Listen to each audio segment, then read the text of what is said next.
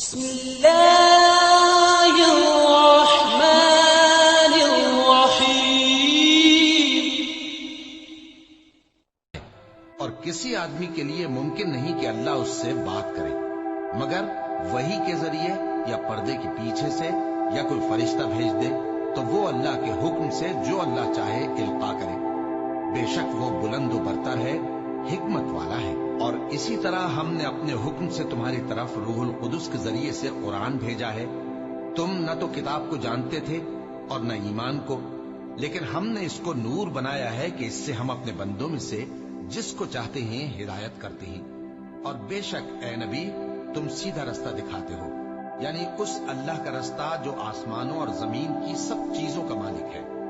دیکھو سب کام اللہ کی طرف رجوع ہوں گے اور وہی ان میں فیصلہ کرے گا۔ شروع اللہ کا نام لے کر جو بڑا مہربان نہایت رحم والا ہے۔ حامیم، کتاب روشن کی قسم کہ ہم نے اس کو قرآن عربی بنایا ہے تاکہ تم لوگ سمجھو۔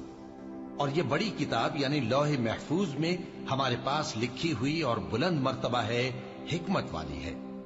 تو کیا ہم پھیر دیں گے تمہاری طرف سے یہ کتاب نصیحت موڑ کر اس بنا پر کہ تم ایسے لوگ ہو جو حد پر نہیں رہتے؟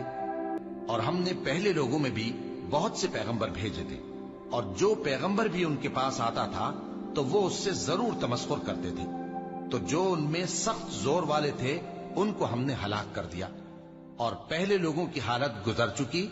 اور اگر تم ان سے پوچھو کہ آسمانوں اور زمین کو کس نے پیدا کیا ہے تو کہہ دیں گے کہ ان کو غالب اور علم والے اللہ نے پیدا کیا ہے، جس نے تمہارے لیے زمین کو بچھونا بنایا اور اس میں تمہارے لیے رستے بنائے تاکہ تم راہ راست پر چلو، اور جس نے ایک اندازے کے ساتھ آسمان سے پانی نازل کیا، پھر ہم نے اس سے مردہ زمین کو زندہ کیا، اسی طرح تم زمین سے نکالے جاؤ گے۔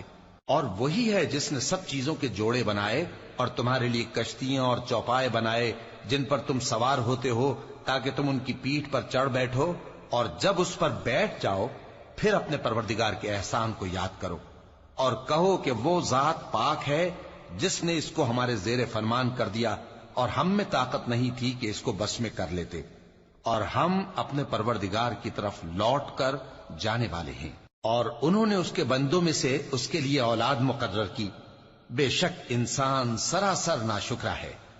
کیا اس نے اپنی مخلوقات میں سے خود تو بیٹیاں لیں اور تم کو چن کر بیٹے دے دیے، حالانکہ جب ان میں سے کسی کو اس ہستی کی یعنی لڑکی کی خوشخبری دی جاتی ہے جو انہوں نے اللہ کے لیے بیان کی ہے تو اس کا چہرہ سیاہ پڑ جاتا ہے اور وہ اندر ہی اندر گھٹنے لگتا ہے۔ کیا وہ ہستی جو زیوروں میں پرورش پائے اور جھگڑے کے وقت بات نہ کر سکے اللہ کی اولاد ہو سکتی ہے؟ اور انہوں نے فرشتوں کو کہ وہ رحمان کے بندے ہیں اس کی بیٹیاں ٹھہرایا۔ کیا یہ ان کی پیدائش کے وقت حاضر تھے؟